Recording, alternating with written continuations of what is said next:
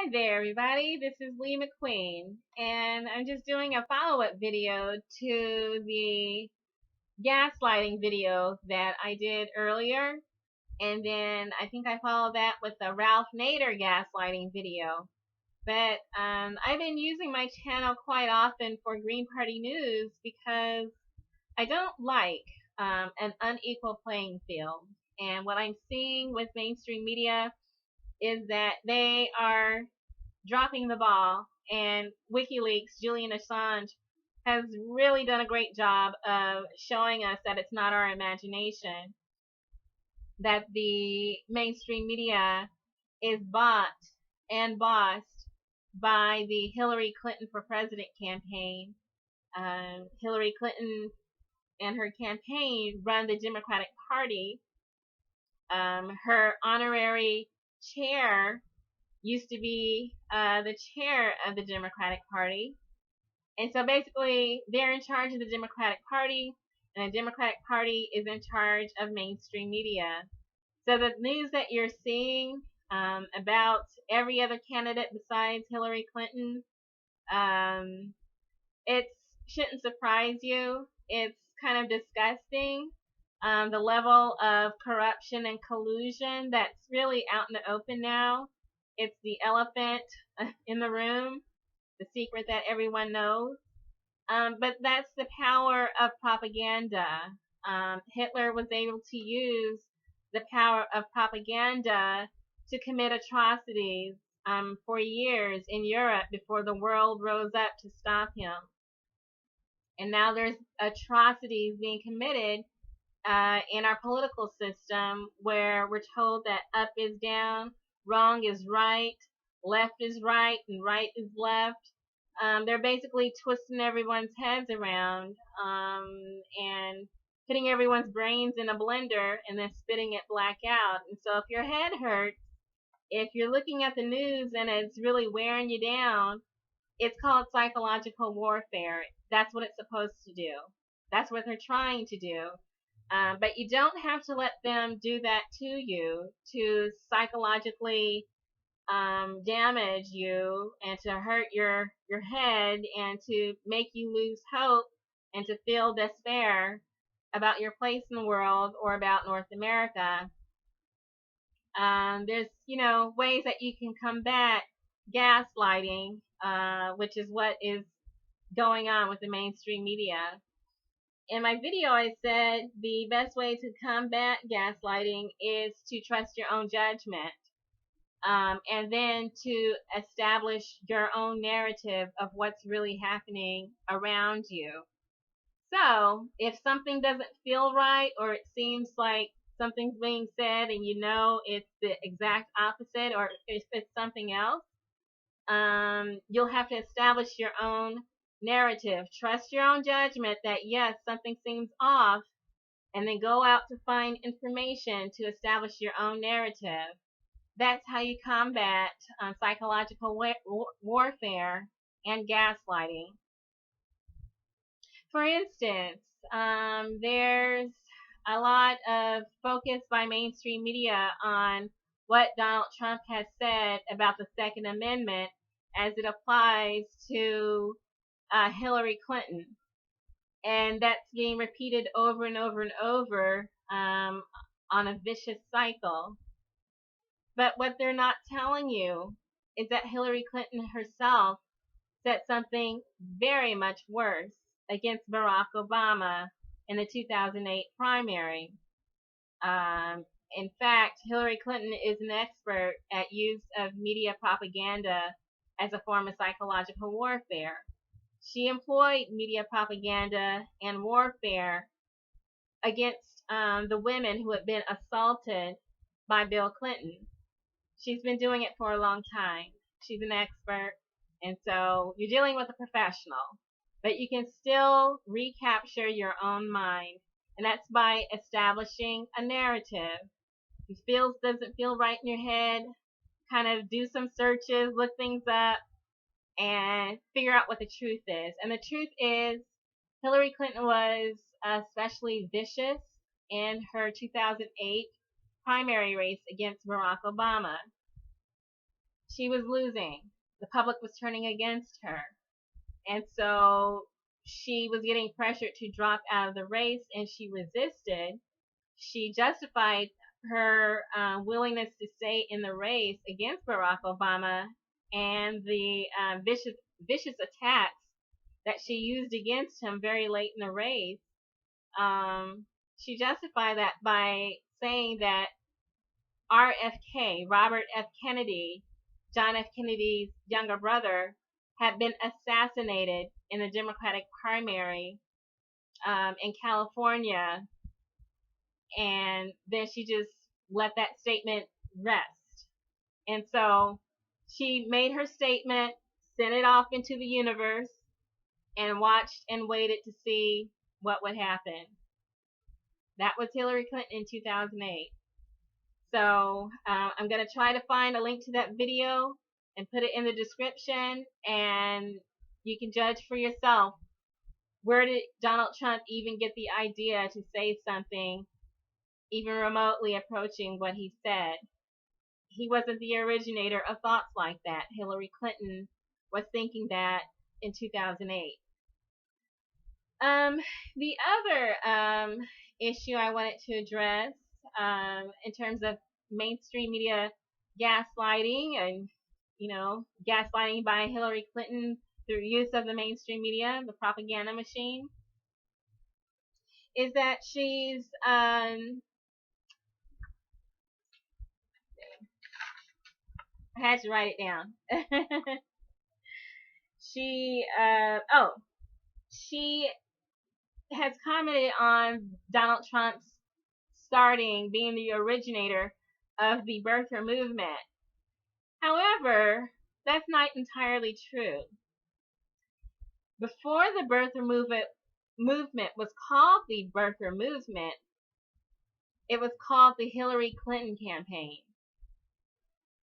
Yes, also in 2008, Hillary Clinton's campaign, this is her campaign, sent out a photo of Barack Obama dressed in Kenyan clothing, and they put in the caption when they sent it out that this is Barack Obama in his native clothing, implying that he was born in Kenya, that he was foreign, and that he couldn't possibly be president. They were trying to disqualify Barack Obama from office. This was Hillary Clinton's campaign that sent this picture out, making those implications. Then Hillary Clinton's volunteers actually filed legal paperwork attempting to prevent Barack Obama from taking office, from being sworn into office, by saying he was of foreign birth. Hillary Clinton's volunteers. Not only that, there were blog articles written and distributed by Hillary Clinton's supporters. They wrote blog articles challenging Barack Obama's birth. Hillary Clinton's campaign, Hillary Clinton's volunteers, Hillary Clinton's supporters started the birther movement against Barack Obama. Now, Hillary Clinton's got her own spin on things, but these things are verifiable. Legal paperwork filed in a court of law, that's public. That's documented. There's no getting away from that. The blog articles, they're still accessible on the internet. And they've been attributed to Hillary Clinton's people. Same with the photo. All these things that originated with Hillary Clinton's people against Barack Obama, it wasn't called the birther movement. It was called Hillary Clinton's campaign at any cost, no matter who you have to hurt in order to get into the presidency. That's what it was called in 2008. In 2011, I think, Donald Trump had picked up those threads, ran with it, started asking for Barack Obama's birth certificate, and it was called the birther movement. And now Hillary Clinton is going around saying that it was Donald Trump. And, she's pointing her finger. 3 more fingers are pointing right back at her. But, this is Hillary Clinton. She creates her own reality, and she's attempting to create reality for you too as well. And it's no surprise that Debbie Wasserman Schultz was the chair of Hillary Clinton's campaign in 2008. And then during Hillary Clinton's run against Bernie Sanders, Debbie Wasserman Schultz was the head of the DNC, and she cooperated with Hillary Clinton's campaign to assist with dirty tricks and smearing and propaganda against Bernie Sanders. This is Hillary Clinton and Debbie Wasserman Schultz tag teaming in 2008 against Barack Obama. They're tag teaming. They tag team against Bernie Sanders in 2016, and then now they're tag teaming against Jill Stein.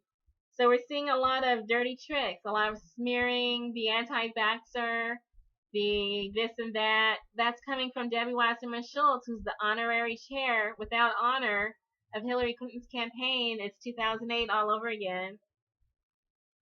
And there was even a plan by Debbie Wasserman Schultz to actually get back at Barack Obama. She had a plan for, after Barack Obama successfully achieved higher office despite all the dirty tricks that Hillary Clinton and Debbie Wasserman Schultz played against him in 2008, all the vicious attacks that he was subjected to, he still succeeded in going to the White House.